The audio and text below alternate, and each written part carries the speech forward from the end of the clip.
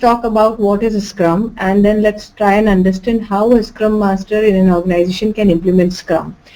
So this is what generally happens with every organization, and I really like this cartoon and I take it everywhere I go to all my trainings, and this is what happens with everyone. So organization one fine day comes up and tell that our customers are not satisfied, and with certain survey we found out that Agile is the way which helps, and there is a flavor of Agile. You might have heard about Scrum, and we are doing that, and so that's what happens. And people are clueless how it is going to happen. Nobody is trained properly, and they're not explained what is a Scrum, and the organization structure in itself is a big impediment, but nothing changes. And a project manager is asked to execute certain project in Scrum format, Scrum way, and this is what happens. So this training basically intends to help you in understanding what is a Scrum, and who is a Scrum Master, and what is expected out of Scrum Master, how this Scrum Master can bring in Scrum into the organization. So as a whole, we'll understand Scrum, and we'll understand how a Scrum Master in any organization can implement Scrum, bring in that change. So Scrum is one of the flavors of Agile. Scrum is one of the frameworks to implement Agile. You must have heard of Lean, Kanban, XP, Scrum Ban, Deadless, a lot of these approaches to implement Agile. So one of these approach, or one of these frameworks, or one of these flavors is Scrum. Scrum has certain guidelines which help in becoming any team agile. So Scrum is your vehicle to drive Agile way, go to the destination Agile. And what is a Scrum? So Scrum is a framework within which people can address complex adaptive problems while productively and creatively delivering products of highest possible value. When we say value, what do we mean? We'll talk about that separately. So Scrum is a lightweight framework which is very simple to understand yet very difficult to master. Now, how simple? You'll see it is as simple as your 5-year-old can also understand, and it is as difficult as your 50-year-old CEO can find a lot of difficulty in implementing it. Scrum is a process framework that has been used to manage complex product development since early 1990s. Scrum is not a process or a technique. Now, let's be very clear. People think this is a process. No, it is not a process. We are clearly saying it is a framework. We're clearly saying this is an approach. Actually, it is a whole lot mindset shift. That is what is a Scrum. So, it is not a process or a technique to build product. Scrum makes clear and relative efficacies for your product management. We are not talking about project management here. If you'll see throughout the training, I would rather be talking about product. I will be focusing on product. And Scrum also talks about development practices. So when you go outside and you would hear a lot about agile engineering, that is what we are talking. So when XP came, XP majorly talked about agile engineering, the coding practices which would bring in agility and which would improve the quality of your development. Scrum consists of a Scrum team and their associated roles, events, artifacts. When I say events, I'm talking about ceremonies that you will hear a lot, and rules. Each component within the framework serves a specific purpose and is essential to Scrum's success and usage. The roles of Scrum bind together the events, Scrum rules, and the artifacts, governance, and the relationship and the interaction between them. So let's go to the first step. Let's talk about what is a Scrum framework. So this is our it is written second, but it is our first module, and let's talk about defining the Scrum framework. Under here we would be talking about defining the core Scrum framework, core Scrum team, artifacts and ceremonies, adapting traditional business process to Scrum, and applying core Scrum values. And lastly, leveraging checks and balances in place to implement the whole Scrum. So what is a Scrum framework? You all must have by now already seen at least this or a similar kind of diagram showing certain rules, certain kind of events or meetings, and certain deliverables, input and output kind of stuff.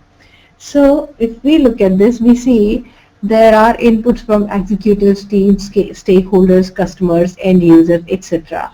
So basically requirements, basically, these are market need. And there is this guy, his name is product owner. So he is responsible for absorbing all the inputs from various stakeholders. And he is creating certain requirements document which is called product backlog. So if you'll see, he's not kind of thinking of a project. He's rather thinking of a product. That's where you see the emphasis on product owner, product backlog. So this guy is trying to create a product. And how is he trying to create that product? With the help of inputs he has received from executives. Some survey might have happened to understand need of certain industries, customers. There must be stakeholders who must be saying that the product is good, but still these are the improvements, or this is the void in the market, and in order to fill this void we need certain product. So this guy, he is owner, he is owning that product, he is responsible for that product to deliver value to its end user, all the stakeholders.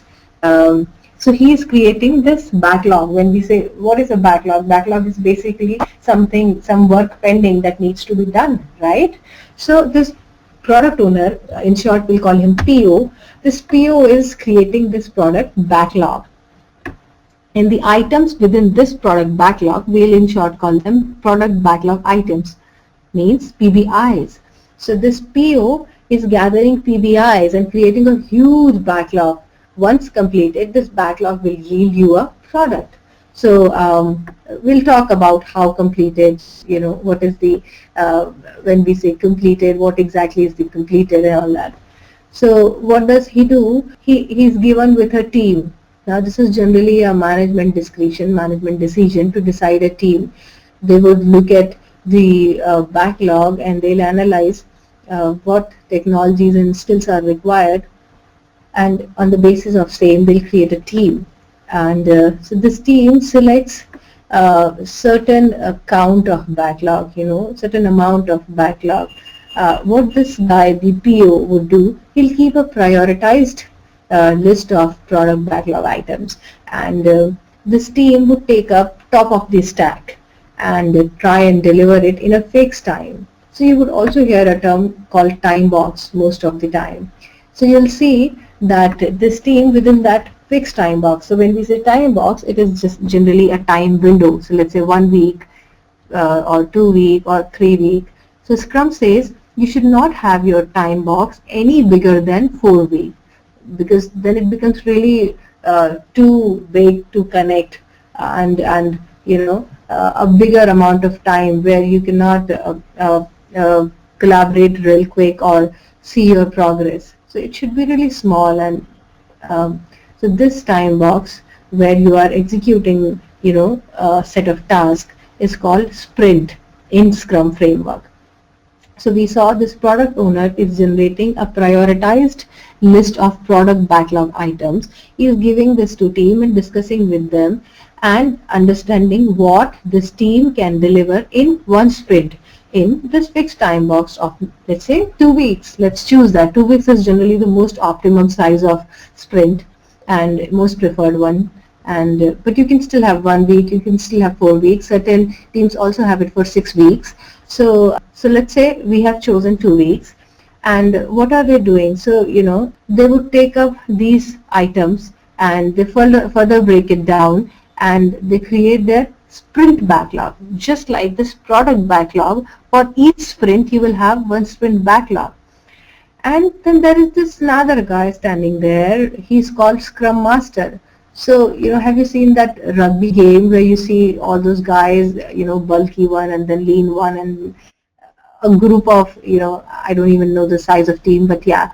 So because this is not pretty much of an Indian game, but then so you would see, okay, all of them are just running crazily after this ball, and they have to take it to ball post, and they are master of certain kind of work, but still they all are collaborating and cooperating. It's not that my job is just to post the goal point or the post area or something like that. All of them would be helping each other. They'll be like crazily wrestling in the mud to save the ball and stuff like that. So that is what is expected out of Scrum team. You might be expert of certain area, but it is really good and helpful for team to learn from each other. So you just don't need to know your skill, you need to understand each other's skill and learn as much as possible. Now this guy, he is a bridge between management layer and the team layer. This guy is a facilitator to team. So if team has problems or any issues, or they see any kind of impediment, they think something is missing, this guy, the Scrum Master, he's facilitator. He has to ensure that team understands what they have to do. It is his job for team to help if they see any pressure or pushback from product owner in terms of work assignment or the estimation that they are doing. So it is his job. It is his job to save this team from the external teams coming and asking some different kind of work. And this guy is responsible to work with management to explain them that this team is a Scrum team, and whatever you are doing as a management is not helping this team in achieving their goal. So it is this guy's job to ensure that team understand what they have to do. Team comes and express this guy what are issues they are facing, and product owner understands how it works in Scrum and what he should be providing to team to facilitate them better. Now, if we also look at this diagram, it shows, this in progress arrows, the rotating arrows and these directing arrows, which are resulting in certain thing. And we also see this diagram is talking about sprint end date and team deliverables do not change. It is saying every 24 hours, it is saying daily Scrum meeting, it is saying sprint review, finished work and retrospective. So let me tell you, this diagram is basically showing you that this team, the product owner, Scrum Master and the Scrum team, the core team, they work on product backlog item in iterations, take up iteration backlog, which is sprint backlog, and meet daily for a fixed time box, the sprint cycle for the length of the sprint. Daily they meet, they review the work they are doing, and they try and provide a readily shippable, readily consumable artifact. The deliverable should be so that the taker, the user, can consume it by the end of each sprint. And then there are different ceremonies: the daily Scrum meeting, the sprint retrospective meeting, the sprint review meeting, and your daily stand-up, the daily Scrum meeting. And so this diagram in completion shows you entire Scrum framework, which is showing your roles, your ceremonies, and your artifacts. What is it which is going to be given the development team as input, and what is it that they are going to provide. So let's look at everything in detail. I'm sure you must have a lot of questions. I would rather say please park those questions, keep them noted, and as we will progress, we will get answer to all those questions. And it's still, if questions remain, maybe let's talk after that. I'll tell you when you can pour your questions. So let's see what are Scrum roles. So we saw this first guy. He was product owner. In short, we call him PO. What does he do? He manages ROI. All right. So we have to know that product owner is that one critical role who bears complete responsibility of the product. If something gets wrong, this product owner is the single ringable neck which will get hold of. Management would hold this guy if the product is not up to the mark. He establishes base ROI. He measures project against the baseline. That means the release planning which he might have done, that by the quarter end we should be able to produce so and so features, and by year end we should be here, and by the end of this time our product should be completely ready. And he also guides the product development. So when we say product development, is he interfering with the or maybe interacting with the developers to tell them how they are supposed to work? No. What is he doing? He is repeatedly after every fixed interval, that is by the end of the sprint, reviewing the product, estimating whether we have reached to the planned value of the product or not, whether what team is working on is exactly required by the customer or not. Now he can't do it alone. He definitely does it with the help of customers and the stakeholder, the management, who have certain vision. So that's what he does. With the help of them, he measures that whatever has been created so far is in line with what we are envisioning, what we want to achieve by the end of this whole exercise. He defines and prioritizes features according to the market value, and he also adjusts feature and priorities every sprint as needed. Then he takes a call on release. You are creating something, but you can't decide whether it will go in market right now or after a quarter or after 6 months or 8 months. So this product owner basically decides what will be released to customers and when. Then we talk about Scrum Master. So this neutral guy who was standing there with as such not holding any development responsibility or holding any management responsibility of directing what needs to be done. He is more of a servant leader. He is not an authoritative leader who is commanding people. He is rather a guide. He's a coach, who is handholding his team and leading them to the Scrum way, telling them what they are supposed to do. It is also his role that he talks to management and tells them what as a Scrum team the developers would be delivering, what as a Scrum team developers are supposed to do and not supposed to do.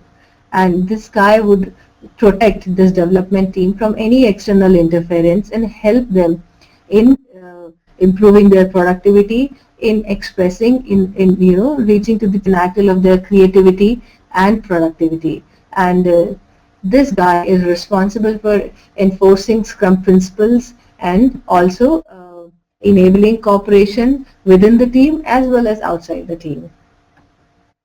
As we move on, we'll talk in length about these roles. So right now we're just covering the roles and ceremonies which are there. When we'll progress, we'll see how they are related to each other, how they are benefits to each other. So before 2014, the Scrum team was usually of the length 7 plus minus 2, but now it is 5 plus minus 2. So you can even have a team of size 3. And yeah, so what is a Scrum team supposed to do? They are supposed to be versatile, multi-talented people. They're supposed to be developer, tester, architects. They're supposed to be, technology experts. They're supposed to be mentors to each other. They're supposed to help each other. They're supposed to be pair programmers and synchronized developers. So, what do? They have a defined goal given to them. They discuss with the product owner when they don't understand. They express their understanding around whatever is given to them for development, and they tell how the product can be improvised. And definitely it is the customer who's the boss ultimately, and it is the customer who defines whether he needs this or not. So, but the development team plays a very crucial role by explaining which feature should be delivered first, by explaining customer whether this feature has values or not, and then ultimately it is the customer's call whether he wants this or not, the development team. And so you would see that in any other project management or project execution or development approach, this was not the criteria. Developers were just doing whatever they were asked to, right? And then they were bombarded with whatever feedback user has given. Oh, we don't like this product, it doesn't have this feature. And it was the development team who was facing the maximum heat. And so yeah, the Scrum facilitates that, gives that power to the development team so that they express, they tell how a product can be better. Also, these teams are cross-functional. So as I explained, there is no tester, there is no developer, there is no architect, there is no approver. Everyone is a developer in the Scrum development team. Everyone is supposed to know and learn from each other. Everyone is supposed to help each other. And definitely everyone is supposed to do their job best and contribute to the whole team Everyone is supposed to understand what other person is doing. Everyone is supposed to help this person if they feel this person can improvise. So now let's talk about the ceremonies. Um, um, so there is sprint planning, daily scrum. Uh, there is one more which is called backlog grooming, which had been added on the top of the standard ceremonies. Then there is a sprint retrospective and product sprint review meeting. Um, So if we talk about sprint planning meeting, we see that the highlighted points are the continuous collaboration, focus on steady delivery, team composition doesn't change, and we have cross-functional skill sets and self-organizing team.